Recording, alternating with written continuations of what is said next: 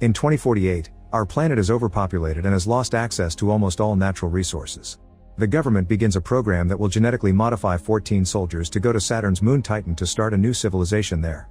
These 14 volunteers and their families are moved to their very own neighborhood and given luxurious technologically advanced houses.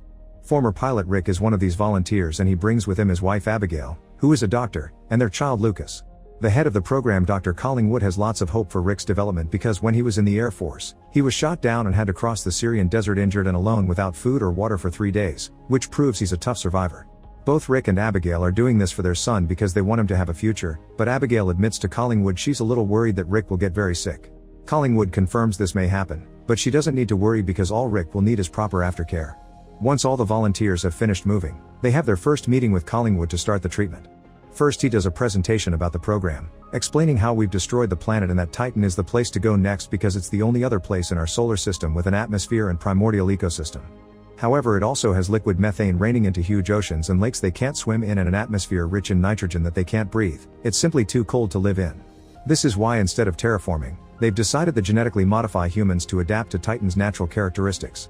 One of the volunteers doesn't understand how the bodies won't reject the treatment, and while Collingwood explains the clinical trials were successful, he also admits there's no guarantee everyone will survive. The volunteer continues to question the program, but Rick shuts him up and tells him to leave if he doesn't like it. The volunteers come from all over the world and they were chosen because they all survived extreme circumstances. After the meeting is over, they are given card keys to have full access to the base and taken to the lab for their first shot out of 300 that they'll be getting for the next few weeks. Dr. Freya tries to explain what each shot is for, but Rick only understands half of it. Rick's family starts a new routine from then on, but it's nothing out of the ordinary. Lucas goes to school, Abigail takes care of the house, and when she's allowed to, she sits with Rick through the different treatments. All the volunteers become fast friends and they start to hang out together outside the base. Being neighbors allows them to throw dinner parties and barbecues all the time. Sometimes the conversations during these parties turn a little dark, like when one of the volunteers admits he's afraid that after the 2 years on Titan they agreed on, they won't be allowed to come back. One day, their barbecue party has extra amounts of drinking because this is the last time the volunteers are allowed to consume alcohol. In the evening, Abigail feels dizzy because of how much she drank, so Rick helps her go upstairs. However, he's the one that ends up falling as he begins to cough a lot, feeling like he can't breathe. Abigail checks on him and notices he's burning with fever and immediately drags him to the bedroom, where she gives him medicine and tucks him in bed, keeping him company for the rest of the night. Sometime later, Collingwood is very pleased with how the volunteers' DNA samples are progressing, meaning it's time for a big test. The group is asked to spend a long time underwater without an oxygen tank, and after the half-hour mark, only Rick and Tally are left, making a little competition out of it. In the end, Tally makes it to 39 minutes, but Rick manages to stay down there. In fact, he's so comfortable that he begins swimming in the pool. This shocks everyone because Rick isn't swimming like a normal human. He's going at a high speed while moving like a dolphin. In the evening, Rick shows off this new move to his son in the garden pool. Afterward, he tucks Lucas in, and the kid surprises him by bringing up his dead grandfather, who he sure would have loved all this. Then he joins his wife at the pool to get frisky in the water, but Abigail pauses things when she notices some black veins on Rick's body. Rick wonders what's wrong, but just like that the blackness is gone, and Abigail decides to ignore it for now. Some days later, the volunteers go through their first surgery. One of the wives named Ryan visits Abigail to let their kids play together, and she shares some of her worries. She confesses that she's terribly scared and that she doesn't think her husband belongs here, so Abigail comforts her by reminding her the volunteers will save humanity and most importantly, their kids. Rick comes out of the surgery in great health and returns home to continue spending time with his family. Abigail is happy to see him well, but she also worries about the potential side effects she reads about in the manual they gave them. Later that night, Abigail wakes up to find the bed empty. Rick turns out to be in the kitchen, putting some ice on his skin because he feels very hot. Abigail prepares a bigger bucket of cold water for him, and Rick challenges her to a little game. They both put their hands inside the bucket, and while Abigail has to take them out after a few minutes because she can't stand the cold, Rick keeps them there, confirming he can't feel the cold anymore. The next morning, they go for a run together, and they stop to admire a special spot by the road that has the most beautiful view of the area. Rick laments not being able to save the planet. The different experiments continue, which include running with masks that simulate Titan's atmosphere and swimming for long periods of time in freezing water. Sometimes a volunteer can't take it and must leave for the day, but in the case of Tally, she's stubborn and wants to stay in the water even when she can barely tolerate the cold. To help her, Rick teaches her to meditate underwater. One afternoon after the testing is done, the volunteers are in the showers, and Rick notices he's losing hair. Tally confirms it's happened to her as well. Suddenly they hear screaming and discover one of the women is having a seizure while throwing up blood. The doctors rush to help her, but nothing they can do can save her, and the volunteers meet the first death in the group. Later that day, the volunteers have a meeting to discuss what happened. Some of them are worried about dying too, but the others remind them that they always knew the risk. Although they shouldn't drink, they decide to do it anyway to help them cope. While Ryan comforts her husband Zane outside, Tally's husband Andrew helps Abigail in the kitchen. He shares the story of how they met and how he fought to get together with Tally until the end. Then Tally joins them to point out that now Andrew is desperate to start a family. When Andrew leaves to put the dishes on the table, Tally confesses Andrew thinks she'll leave for 2 years to get it out of her system and become a good wife, but she wants more than that. Moments later over dinner, Abigail notices all the volunteers have their veins occasionally getting black. Suddenly they hear screaming coming from the garden. Zane is having a breakdown and attacking Ryan.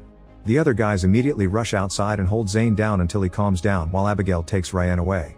The next day, Freya comes to the neighborhood to give the volunteers extra medicine that will stop them from having the same problems that the dead woman and Zane did. Abigail notices some of those doses are pretty high and asks to talk to Collingwood, but he isn't available. Later in the evening, Rick finds himself throwing up with blood included. Abigail tells him to rest while she cleans, and once Rick isn't watching, she takes a sample of his blood. Afterward, when she moves around the house to lock all the doors, she finally notices there are cameras hidden in the house so that the people at the program can watch them 24/7. The next time Rick uses the pool, he begins to notice his skin is peeling off, but he doesn't seem too worried. When they go to bed, Abigail notices the state of Rick's skin and the fact he's losing hair, making her worry worse. The next day, Abigail looks at Rick's blood in a microscope and discovers it's turning black. Sometime later the volunteers go through the next big procedure, which consists of making their eyes similar to a cat so they can see in the dark. The surgery goes well, but Rick has to keep his eyes bandaged for a while and his family has to help him around the house. One night, Abigail hears Rick groaning in pain as his eyes begin to bleed. They take him to the lab for another surgery, and Abigail approaches Collingwood to ask what's going on, pointing out that something is alive inside of Rick and that she knows about the cameras. Collingwood explains that he didn't want the cameras, but they were an order from the Pentagon for security, and that Collingwood being blind is part of the process. He'll be fine in a few days. Abigail thinks there's more he isn't telling her, but Collingwood sends her home. Abigail goes to her house and begins packing some clothes for Rick when she suddenly hears some sirens. When she comes out, she discovers the army is surrounding Zane's home. She isn't allowed to come closer, but she still sees the terrifying sight that happens next. A mutated Zane throws Ryan through the window, instantly killing her. The soldiers break into the house and shoot at Zane, killing him too. Later at the base, Abigail is watching over Rick and hears more soldiers arrive. Since Collingwood will be busy dealing with this mess, Abigail takes the chance to take Rick's card key and go snooping. After hiding at strategic spots to avoid security, she enters Collingwood's office and finds all the files indicating that the volunteers are having their DNA infused with animal DNA to reach the next evolutionary step, which Collingwood has called Homo titanians. Meanwhile, Collingwood is having a meeting with Colonel Solano and the people from NASA, who want to shut down the program and call it unproven science. The volunteers are becoming violent and this is entering a criminal area instead of being about space. The last people who tried something of the sort were the Nazis. Colonel Solano wants this experiment out of his base, but Collingwood and his advisor point out that the ministers of defense have the last word, so they aren't leaving unless they say so. After the meeting, Freya also tries to tell Collingwood that they should stop, but he dismisses her. When Rick is sent home, Collingwood comes along to explain his sight will return in 24 hours. They had miscalculated the brain's ability to process enhanced senses and Zane's mind simply overloaded, but a new surgery could fix things. Abigail finally snaps and demands to know the truth, thus Collingwood finally admits they're injecting animal DNA into the volunteers. He can't guarantee that it'll work, so he understands Abigail's worry, but he also points out they've always known there would be risks. Rick needs to go through this new procedure to survive. Abigail hates hearing this and stays distant for a while. A day later, Rick removes the bandages and confirms his sight is fine. He also shaves his head to avoid having bald spots. When night falls, he discovers he can see every detail in the darkness and he's so impressed that he calls Collingwood to confirm he'll do the procedure. While the family stay home, all the volunteers are put through surgery, but there are lots of complications and most of them die. In the end, only Rick and Tally are left alive and healthy. The next day, Andrew, Abigail, and Lucas visit Rick and Tally, and they are shocked to discover they've become some kind of mutated creatures that only communicate through tactile contact and a low frequency that humans can't hear. Rick puts his hand against the glass that separates them, making Abigail cry, and her tears get worse when Collingwood gives her Rick's wedding ring. In a few days, Tally and Rick will be leaving for Titan, but meanwhile they're allowed to stay home. Rick has trouble putting on human clothes and when Abigail tries to help him, Rick accidentally hits her. He tries to check on her, but now Abigail's so scared of him that she can't help moving away from his touch. Rick spends most of his time in the pool, feeling more comfortable there than in the house. One night after putting Lucas to bed, Abigail looks outside and discovers Tally entering the garden with her hand covered in blood. Rick doesn't look bothered by this and approaches Tally so they can communicate through some weird tentacles that come out from their fingers. At that moment, the army arrives in the neighborhood and finds Andrew dead in the shower. They begin approaching Abigail's house too, causing her to run upstairs to hide with Lucas. The soldiers shoot Tally with tranquilizer darts, and it takes quite a few of them to knock her down. However, when they come closer, Tally reveals she's awake and uses the tentacles to kill one of them. The others immediately respond by opening fire to kill her. Next, the soldiers try to come after Rick, but he easily knocks them out with his new strength. Rick tries to drown the last soldier in the pool, but Abigail hears the commotion and comes out to stop him. Unfortunately, it's too late, and realizing what he's done, Rick runs away. Colonel Solano calls his entire team to begin looking for Rick, ignoring Collingwood when he asks him not to kill him because he's expensive research. Abigail and Lucas are taken to the base for safety reasons, but Abigail leaves when she realizes where Rick went. After making sure she isn't followed, Abigail runs to their special spot and finds Rick there. Abigail offers her hand to prove she isn't scared anymore, and once Rick's tentacles have grabbed her wrist, she kisses him. It's at that moment that the army helicopters find them and knock them out. Abigail wakes up later at the base with Collingwood by her side, explaining they had to hurt her for her own good. The Pentagon is shutting down the program soon, meaning they need to send Rick to Titan immediately, because Tally proved the Earth's atmosphere will either drive them crazy or just kill these new bodies. However, they can't force him to do it either because that may kill him too, so Abigail needs to convince Rick to go. Afterward, she's taken to see Rick, who is being kept inside a glass cage. Collingwood wants Abigail to give Rick a shot of quetiapine, which works as a chemical lobotomy and will erase all his memories. Abigail doesn't like this, but Collingwood explains it's the only way to make him leave.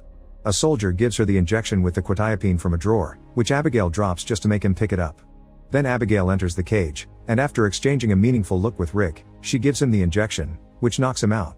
When Abigail comes out, she asks Freya to come with her while a soldier approaches Rick to get him ready for the trip. However, Rick's only pretending to be unconscious and kills the man. It's then that Collingwood realizes Abigail grabbed saline from the drawer when the soldier wasn't looking, and that's what she gave to Rick. The soldiers open fire, but Rick just runs away and hides in dark rooms where he has sight advantage. Abigail goes to pick Lucas up and Freya guides them to an alternate exit, where they reunite with a heavily wounded Rick. Lucas and Abigail hug him to prove again they aren't scared, and Freya looks for some medicine, but suddenly all the soldiers show up. Collingwood asks the women to get away or the soldiers will shoot everyone, but Abigail refuses. Furious, Collingwood asks the soldiers to open fire, but Solano stands up to him and tells him he won't shoot two unarmed women and an innocent kid. Then he aims his own gun at Collingwood, and all the other soldiers follow his example. As Collingwood gets arrested, Abigail rushes to Rick's side, and her hug allows him to reinforce his most precious memories. Sometime later, Abigail together with Freya become researchers on the Titan II project, using more ethical methods to save the world. Meanwhile, Rick is sent to Titan, where he reveals his new body has wings and can fly around his new home. Make sure to subscribe and turn on notifications so you can watch more videos like this. Thanks for watching.